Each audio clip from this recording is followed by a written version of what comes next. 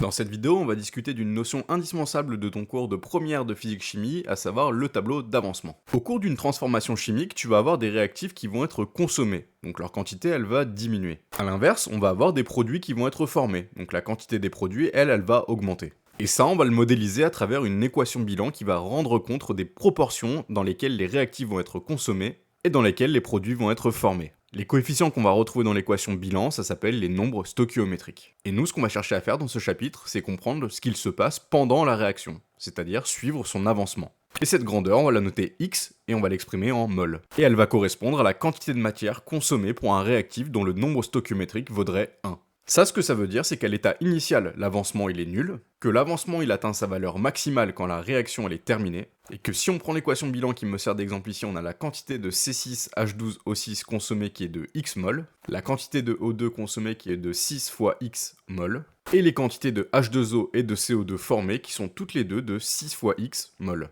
Tu trouves ça un peu lourd de le présenter comme ça? Bah je te rassure, t'es pas le seul. Et c'est pour ça qu'on le présente jamais de cette manière, on va le présenter dans un tableau, le tableau d'avancement. Le tableau que tu as sous les yeux, c'est le tableau d'avancement de l'équation bilan dont on parlait juste avant. Et il reprend les mêmes informations que celles dont on vient de discuter. Sauf qu'elles sont rangées de manière plus organisée, plus structurée, donc de manière plus claire. C'est donc beaucoup plus pratique de les présenter sous forme de tableau. Et un tableau d'avancement, ce n'est que ça, ranger des informations de manière plus claire et plus pratique. Bien, maintenant qu'on a dit ça, je vais te présenter chacune des parties qu'il y a dans le tableau d'avancement pour que tu puisses t'y retrouver et pouvoir faire le tien lorsque tu auras ton équation bilan. Première partie, toujours en haut ici, tu retrouveras l'équation de la réaction. L'équation que tu écris ici, elle doit bien sûr être correctement équilibrée, c'est-à-dire que tu dois avoir les bons nombres stoichiométriques. Ça veut dire que tu dois l'avoir équilibré au préalable. La zone 2, la deuxième ligne de ton tableau, on va retrouver l'état initial, c'est-à-dire les quantités de matière en jeu, des réactifs et des produits avant que la réaction ne débute. Alors souvent, même si ce n'est pas une généralité, les quantités de matière des produits, ça va être 0. Alors attention, encore une fois, j'insiste, ce n'est pas une généralité.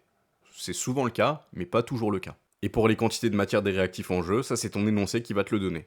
Et peut-être même que tu l'auras calculé au préalable à travers une série de questions. La zone 3, la troisième ligne, ça va être l'état intermédiaire, c'est-à-dire les quantités de matière, des réactifs et des produits pendant que la réaction se déroule.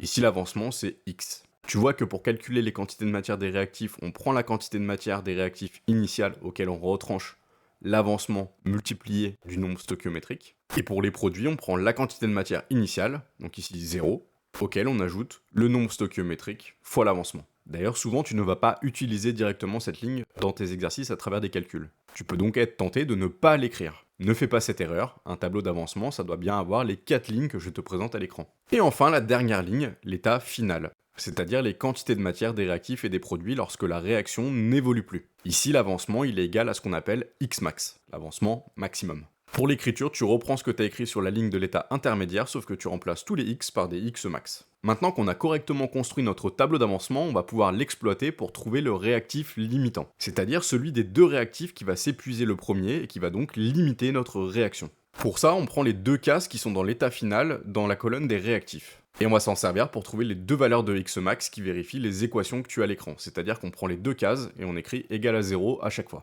On fait comme si à chaque fois il n'y avait plus de réactifs dans chacun des deux cas. Et on va chercher quelle serait la valeur de l'avancement dans chacun des deux cas. Et quand on a fait ça, on va garder la plus petite des deux valeurs. Et cette valeur va t'indiquer quel est le réactif limitant. C'est ce réactif qui a été consommé totalement en premier, c'est donc lui qui limite la réaction. Prenons un exemple pour que ça soit plus clair. Imaginons qu'on a les quantités de matière initiales des deux réactifs qui sont les suivantes. 2,7 mol pour le C6H12O6 et 4,2 mol pour le O2. On résout la première équation et on trouve une valeur de Xmax égale à 2,7 mol. On résout la deuxième équation et on trouve cette fois-ci une valeur de Xmax égale à 0,7 mol.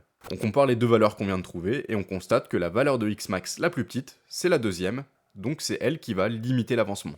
Ce que ça signifie, c'est que notre réactif limitant ici, c'est le dioxygène, le O2, et Xmax est égal à 0,7 mol. Probablement que ça ne t'a pas alerté, mais en réalité, il y a un moment, je t'ai menti dans cette vidéo. On a supposé que l'intégralité des réactifs sont consommés lors de la réaction. Mais en réalité, est-ce que c'est vraiment toujours le cas? Ce qu'on appelle Xmax, ça c'est l'avancement maximal et c'est calculé dans le tableau d'avancement. Et pour le calculer, on suppose que nos deux réactifs sont totalement consommés. Mais en chimie, on a aussi l'avancement final, ça c'est déterminé expérimentalement. Et lui, il peut être inférieur à Xmax, l'avancement théorique maximum. Et oui, si on y réfléchit bien, pourquoi notre réaction irait forcément évoluer jusqu'à son avancement théorique maximum? Elle peut très bien s'arrêter avant. Et en réalité, il y a plein de réactions qui s'arrêtent avant. Alors si l'avancement final il est égal à l'avancement maximum, la réaction elle est totale. Et tu peux utiliser le tableau d'avancement sans problème comme on vient de le faire pour trouver le réactif limitant. Si l'avancement final il est inférieur à l'avancement maximum, la réaction elle est dite non totale. Et là le tableau d'avancement il ne suffit plus à trouver le réactif limitant. Et d'ailleurs il ne suffit plus tout court pour comprendre ce qui se passe dans la réaction. Dans ce cas-là, il te faudra un outil supplémentaire qu'on appelle la constante d'équilibre, mais ça on le voit en classe de terminale. Donc pour résumer avec ce que je viens de te dire, toi, lorsque tu auras une réaction, il y a tout à parier en classe de première que la réaction elle sera totale et que le tableau d'avancement suffira. Mais dès l'année prochaine en terminale, ce sera plus le cas. C'est tout pour cette vidéo, si tu l'as apprécié, fais-le moi savoir en commentaire, mets un pouce bleu, abonne-toi, et on se dit à bientôt pour de prochaines vidéos.